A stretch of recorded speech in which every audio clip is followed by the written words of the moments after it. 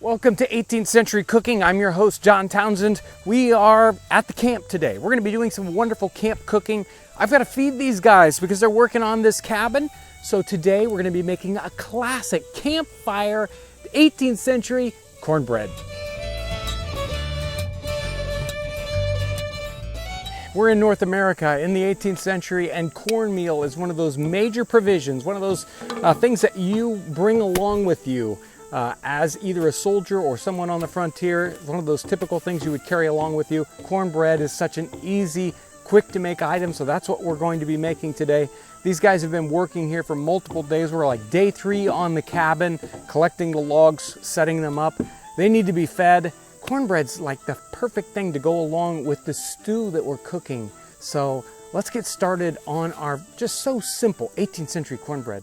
We've got about a pound of cornmeal here, and we don't have an exact recipe. What we're going to try to do really is get to a consistency. That's really what we're trying to achieve here. And so we can use the kind of ingredients that we might have available to us. So I've got some milk here. On the frontier, I may not have access to milk. This particular situation, I've got some milk, so I'm going to add some in here. Well, wait, before I get to milk, let me add the other dry ingredient, and that is salt. This is going to be so much better if I've got a little bit of salt, and salt's something you want to take along with you on your camping trip, definitely.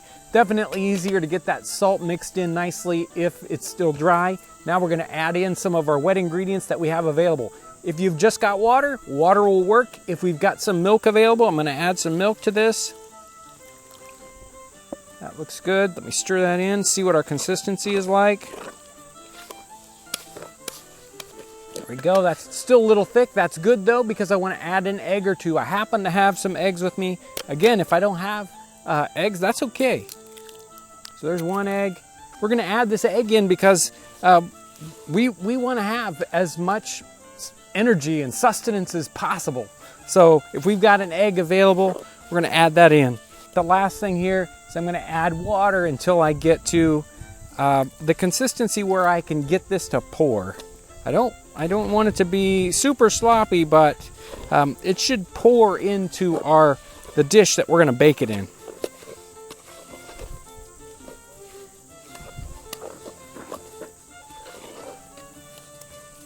There we go. We got the perfect consistency. This is going to pour right into our baking dish, and it is that simple. We use the ingredients that we have available to us, and so many times in these situations, you may or may not have, one of these particular ingredients. You might not have an egg, you might not have butter, or you might not have milk.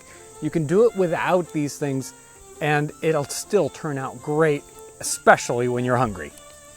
Our baking dish already has some butter in this, or whatever oil that you might have available to you. If you've been cooking and you've got bacon grease, whatever you've got, you want to grease your pan before you start baking in this. So I've got my pan, it's already got the oil in it, and now we're just going to pour our mix in.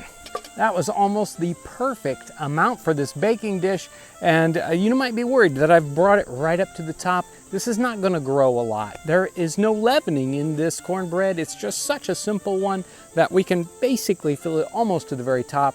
Now this has to go in our camp oven to bake.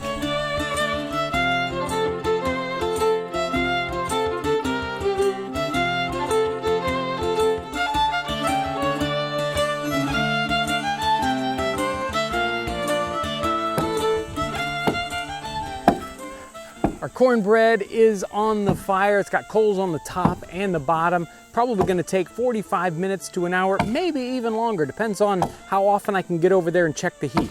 But while that's baking, I'm going to get to work.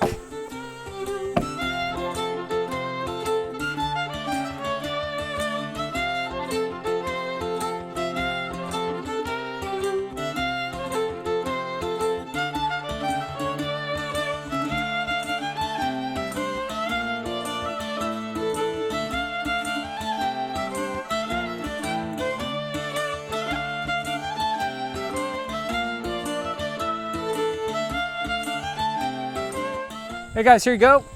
Give you a try with this. Here you go. There you go. slippery.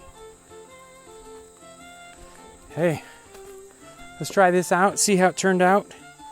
Put a little bit of butter that I had on these guys.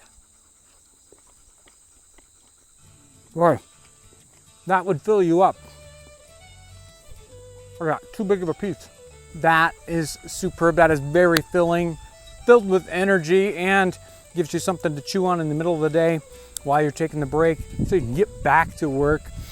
This recipe is so simple. Anyone can do it. And if you're out in the field, you don't have exactly the right ingredients, you can make it up as you go along. It's going to turn out just like they made it in the 18th century. Hey, the only thing this was missing is maybe a little bit of nutmeg.